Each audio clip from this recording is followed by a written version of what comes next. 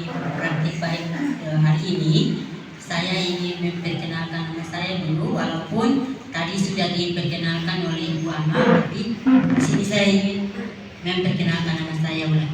Ya, saya Siti Sarah Teguh. Saya mengajar mata pelajaran matematika pada SMP Muhammadiyah 2 di Pelawat.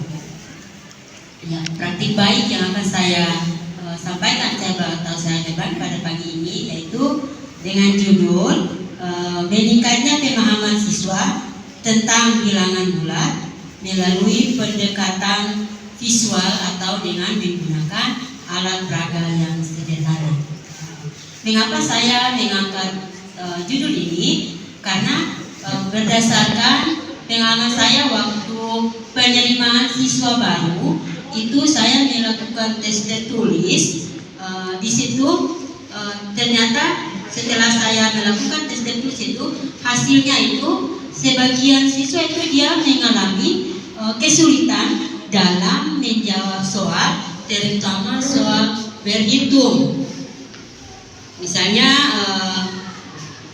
4 ditambah dengan min 2 itu mereka mengalami kesulitan. Itu sebagian dari siswa itu tidak tahu harus jawab apa, tahu jawabannya salah, bahkan ada yang tidak menjawab. Makanya saya mengangkat praktik baik saya pada pagi ini berdasarkan pengalaman saya. Dari situ setelah saya lihat hasil yang diperoleh oleh siswa itu, makanya pada waktu pembelajaran di kelas 7 pada awal materi itu di matematika itu adalah bilangan bulat, itu dia menyangkut dengan hitungan. Di situ saya menyerapkan kita menyelesaikan soal atau hitungan dengan menggunakan alat peraga yang sederhana. Di sini setelah kita lakukan itu ternyata siswa itu dia bisa menyelesaikan soal.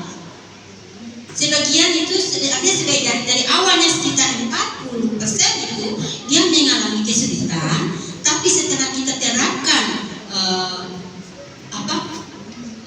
pendekatan visual atau dengan pembelajaran dengan pendekatan visual itu dengan materi yang bilangan bulat khusus pada perhitungan operasi itu pada kelas 7 itu dia mengalami peningkatan. Di sini ternyata setelah saya melakukan pendekatan visual itu dengan cara alat peraga itu saya memanggil siswa. Dia peragakan langsung. Di situ saya memanggil siswa ke depan, kemudian dia melakukan peragaan. Sebelumnya saya tulis soal dulu, saya sampaikan soal dulu bahwa misalnya 4 ditambah dengan min 2 itu hasilnya berapa. Siswa itu dia melakukan peragaan dengan berdiri di depan dengan bergerak ke kiri dan ke kanan. Siswa itu berdiri di tengah, itu saya bilang bahwa itu adalah titik 0. Kemudian di sebelah kanan siswa itu dia bernilai positif. Sedangkan di sebelah kiri siswa itu dia bernilai negatif. Atau arah kanan dari siswa itu positif, arah kirinya negatif. Di sini saya suruh dia peragakan atau dia tentukan hasil dari 4 ditambah dengan min 2. Hasilnya berapa? Kemudian dia melakukan prakteknya misalnya 4. Saya tanya, 4 itu apakah positif atau negatif? Nilainya positif atau negatif? Kalau positif otomatis ke kanan. Dia jawab, Ibu 4 itu adalah positif. Kalau positif ke kanan berarti dia melangkah sejauh 4 langkah ke kanan atau 4 satuan ke kanan. Ditambah dengan min 2.